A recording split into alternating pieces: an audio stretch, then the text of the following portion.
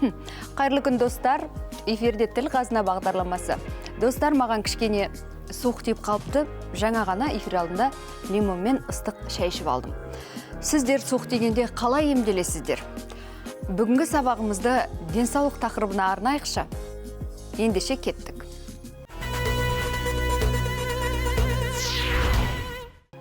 Әдеттегідей алдымен жаңа сөздермен танысайық.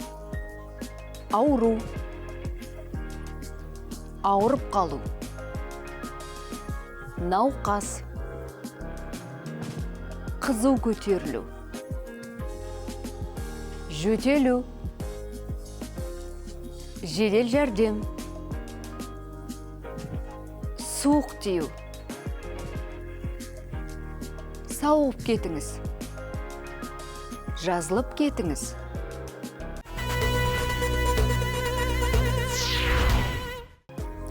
Ал енді мен мына мәтінді оқимын, сіздер мұқият тыңдаңыздар, және менімен бірге қайталаңыздар. Бүгін Шынар сабаққа келмеді. Өйткені ол ауырып қалды. Науқас адам дәрігерге бару керек. Шынардың қызуы көтеріліп, ауырып жатыр. Оған суық деген. Егер жөтелсеңіз, балмен шай ішіңіз. Адамның қызуы қатты көтерілсе, жедел жәрдем шақыру керек. Науқас адамға сауығып кетіңіз, жазылып кетіңіз деп айту керек.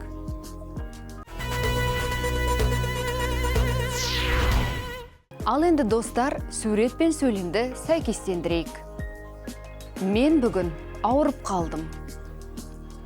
Ауру, ауырып қалу. Науқасқа дәрігер кеңес береді.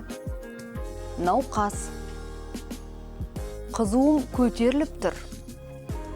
Қызу көтерілу. Жөтеліңіз бар ма? Жөтелу. Сізге жедел жәрдем шақырайын. Жедел жәрдем. Маған суық тиді. Суық тию. Науқасқа не деу керек? Сауығып кетіңіз.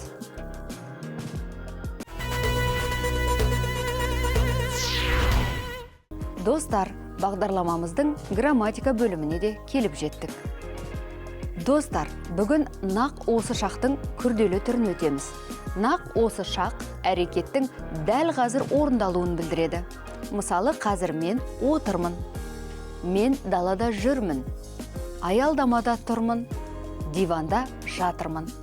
Ал күрделі түрі арнайы қосымшалар арқылы жасалады. Назар аударайық. Достар, естеріңізде болсын, нақ осы шақта біз отыр, тұр, жүр, жатыр деген етістіктерді қолданамыз. Ал енді нақ осы шақтың қарапайым және күрделі формаларын салыстырайық. Мен отырмын. Мен жазып отырмын.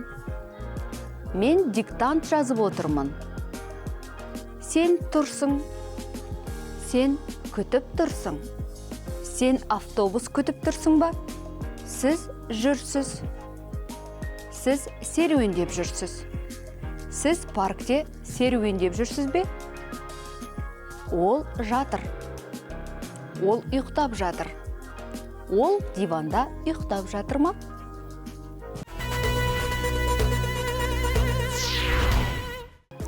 Етістік.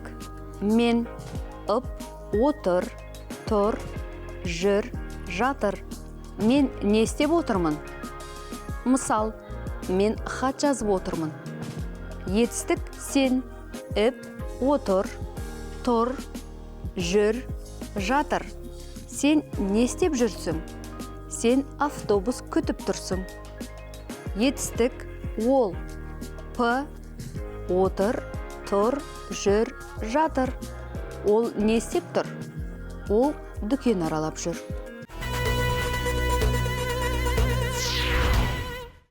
Достар, келесі тапсырма. Мына суреттерге қарап, сөйлемдер құрайықшы. Мен кітап оқып отырмын. Сен құрбыңмен сөйлесіп отырсың. Сіз теледидар қарап жатырсыз. Ол Түркияда саяхаттап жүр. Біз музыка тыңдап отырмыз. Олар Бурабайда демалып жатыр.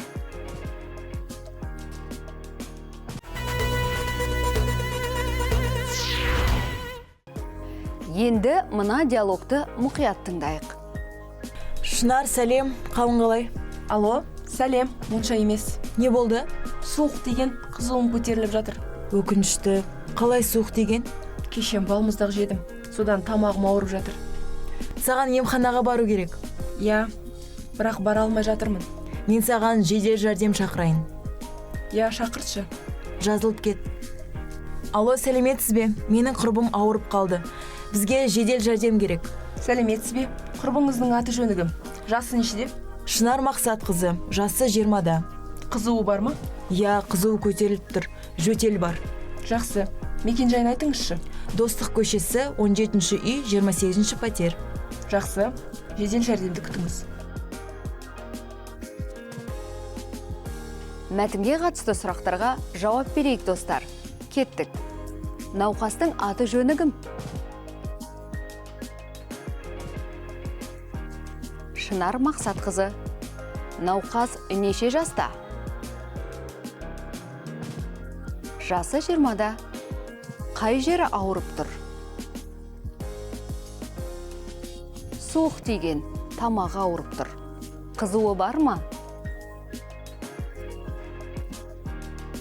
Иә, қызуы көтеріліп тұр. Жөтел бар ма? Иә, жөтел бар. Не себепті ауырып қалған? Себебі балмұздақ жеген. Жедел жәрдем келе ме?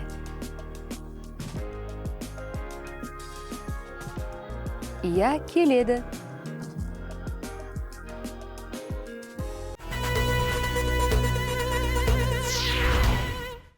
Достар, енді мына мәтінді тыңдап көрейікші. Қайырлы күн, кіруге бола ма? Сәлеметсіз бе? Иә, әрине кіріңіз. Қай жеріңіз ауырып тұр? Менің тамағым, басым ауырып тұр. Неше күн болды? 2 күн болды. Қызуыңыз бар ма? Кәне көрейік. Иә, қызуыңыз көтеріліп тұр екен. Кеше де қызуым болды. Жөтел бар ма? Я, бар. Сізге суық деген. Мен сізге дәрі жазып беремін. 1-ші қабатта дәріхана бар. Сол жерден алуыңызға болады. Жақсы. Сізге жылы бал қосылған шай, жылы су көбірек ішу керек. Мінекей, алыңыз. Көп рахмет. Сауығып кетіңіз. Ал біздің телехикая кейіпкерлері тұмаудан аман бекен? Бірге көрейік.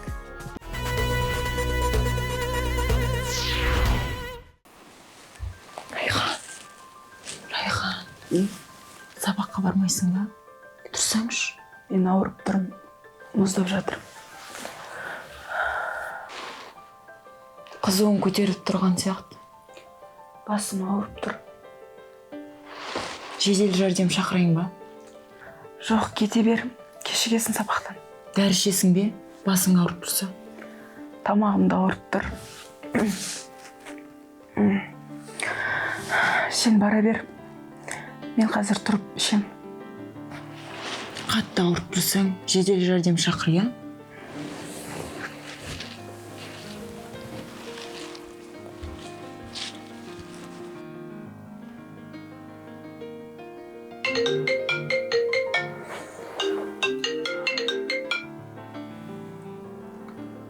Алло, Шырын, қалайсыз? Шырын, мен қатты ауырып жатырмын. Бүгін жұмысқа бара алмаймын. Баян апайға ескерткем.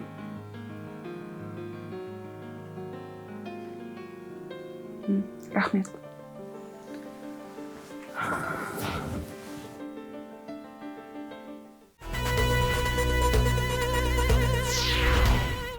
Достар, мен мәтінді оқимын, сіздер мұқият тыңдаңыздар. Кеше құрбым Шынар сабаққа келген жоқ. Оған не болды екен деп ойладым. Сабақтан кейін құрбыма телефон соқтым. Қал жағдайын сұрадым. Сөйтсем Шынар ауырып жатыр екен. Ол пәтерде жалғыз тұрады. Ешкім оның ауырып қалғанын білмейді. Шынар балмұздақ жегенді жақсы көреді. Көп балмұздақ жеген шығар. Сол себепті тамағы ауырып, суық тиген. Мен Шынарға жедел жәрдем шақырттым.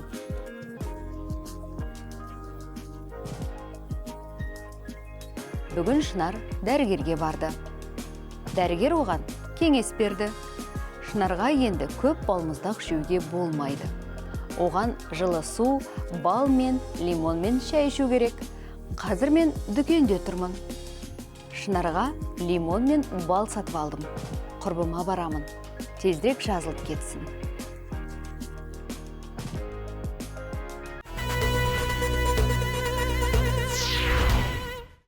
Достар, енді жоғарыдағы мәтінді талдап, сұрақтарға жауап берейік.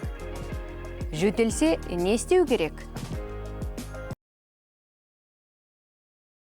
Жылы сүт ішу керек. Қызуы көтерілсе, не істеу керек?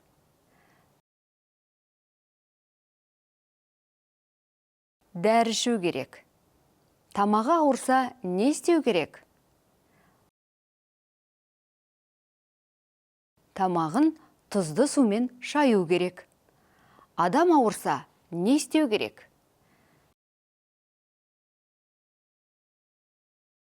Емханаға бару керек. Науқас адам емханаға бармаса, не істеу керек? Жедел жәрдем шақыру керек. Адам ауырса, не айту керек? Сауығып кетіңіз, жазылып кетіңіз деп айту керек.